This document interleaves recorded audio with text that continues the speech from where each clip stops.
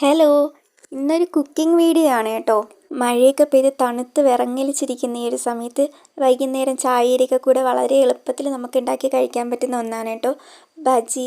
അപ്പോൾ ഇന്ന് ഞാൻ കായ ബജിയാണ് ഉണ്ടാക്കുന്നത്. നമുക്ക് എന്ത് വെച്ച് വേണോ ബജി ഉണ്ടാക്കാം. എല്ലാത്തിനും ഈ ഒരു ബാറ്റർ തന്നെ മതിയാവും. അപ്പോൾ ആദ്യമേ തന്നെ ഞാൻ കായ എടുത്ത് നന്നായിട്ട് അതിൻ്റെ തോലൊക്കെ ചെത്തി കളഞ്ഞിട്ടുണ്ട്. തോല് കളയാതെ നമുക്കിത് ഉണ്ടാക്കിയെടുക്കാനായിട്ട് പറ്റും. ഞാൻ ഇവിടെ സാധാരണയായിട്ട് ഈ തോല് കളഞ്ഞ് തന്നെയാണ് ഉണ്ടാക്കുന്നത്. കുറച്ചും കൂടി ടേസ്റ്റായിട്ട് തോന്നുന്ന എനിക്കിതാണ് കേട്ടോ. ആയതേ നമ്മളിങ്ങനെ സ്ലൈസ് ചെയ്ത് എടുക്കുമ്പോൾ ഒത്തിരി കട്ടി കൂടിപ്പോവാതെയും കുറഞ്ഞു പോവാതെയും നോക്കണം കേട്ടോ. ഇനി ഇത് നമുക്ക് ഫ്രൈ ചെയ്തെടുക്കാൻ വേണ്ട ബാറ്റർ ഉണ്ടാക്കിയെടുക്കണം. അതിനായിട്ട് ഞാൻ ഇവിടെ ആദ്യം ഇട്ട് കൊടുക്കുന്നത് കടലമാവാണ് കേട്ടോ. നമുക്ക് എത്രത്തോളം ബജികൾ ഉണ്ടാക്കണോ അത്ര അളവിൽ നമ്മൾ കടലമാവ് എടുക്കണം.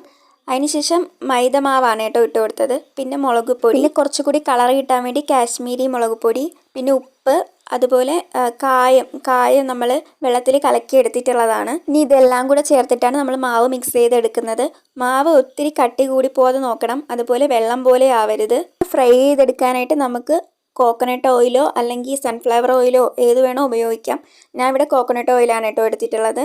ഇനി ഈ മാവിൽ ഓരോന്നായിട്ട് മുക്കിയെടുത്ത് ഇതേ കണക്ക് നമുക്ക് നല്ലൊരു ഗോൾഡൻ ബ്രൗൺ കളറാകുമ്പോൾ വറുത്ത് കോരിയെടുക്കാം. ഈ ബാറ്റർ ഉപയോഗിച്ചുകൊണ്ട് തന്നെ നമുക്ക് മുളക് ബജി, മുട്ട ബജി, പൊട്ടറ്റോ ബജി, കത്തിരിക്ക ബജി ഒക്കെ ഉണ്ടാക്കിയെടുക്കാനായിട്ട് പറ്റും. അപ്പോൾ ഇതേ കണ്ടില്ലേ, നല്ല സോഫ്റ്റ് ആയിട്ടുള്ള നല്ല അടിപൊളി ബജി ഇവിടെ തയ്യാറായിട്ടുണ്ട്. അപ്പോൾ നിങ്ങൾ ഇതേ കണക്കിനൊക്കെ ഉണ്ടാക്കി നോക്കട്ടോ. അപ്പോൾ അത്രയേ ഉള്ളൂ. വീഡിയോ ഇഷ്ടമായെങ്കിൽ ലൈക്ക് ചെയ്യണേ.